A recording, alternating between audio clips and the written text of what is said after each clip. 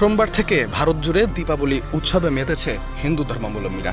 এ সময় আলো ও আশার প্রতীক হিসেবে ঘরে ঘরে জ্বালানো হয় প্রদীপ। 5 দিনব্যাপী হয় এই আলোর উৎসব।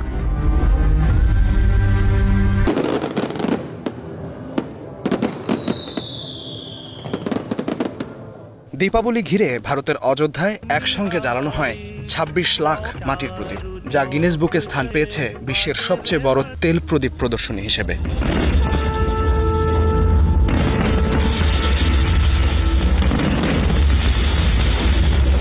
তবে প্রতি বছরের মতোই এবারও দীপাবলি উদযাপনের সময় নয়াদিল্লিতে বেড়েছে বায়ু দূষণের মাত্রা।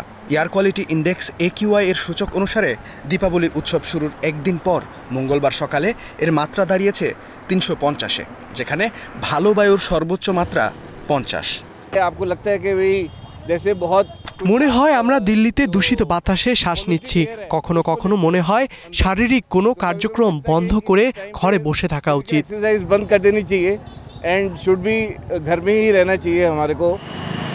উৎসবের আতশবাজির ধোঁয়া দূষণের মাত্রা আরও বাড়িয়েছে বলে মনে করেন অনেকেই। তবে অবাক করা বিষয় হলো, সম্প্রতি ভারতের সুপ্রিম কোর্ট দীপাবলিতে গ্রিন ক্র্যাকার ব্যবহারের অনুমতি দিয়েছে। এর সমালোচনাও করেছেন পরিবেশবাদীরা। এ সিদ্ধান্তকে পশ্চাৎগামী বলেছেন তারা।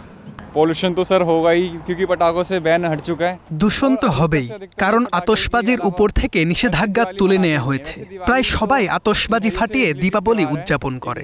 মিলনা, উনকি ঘর জানা, মিলনা, মিঠাইয়াँ খিলানা। তবে দূষণ রোধে দিল্লি সরকার দীপাবলি উদযাপনের একদিন আগে graded response action plan GRAP এর লেভেল 2 কার্যকর করে। এটি এক জরুরি ব্যবস্থা যা ভয়াবহ বায়ু দূষণ পরিস্থিতিতে নেওয়া হয়।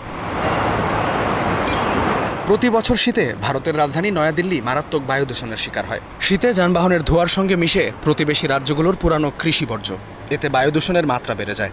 এর সাথে দীপাবলির আতশবাজির ধোঁয়া দূষণের মাত্রাকে আরও ভয়াবহ করে তোলে।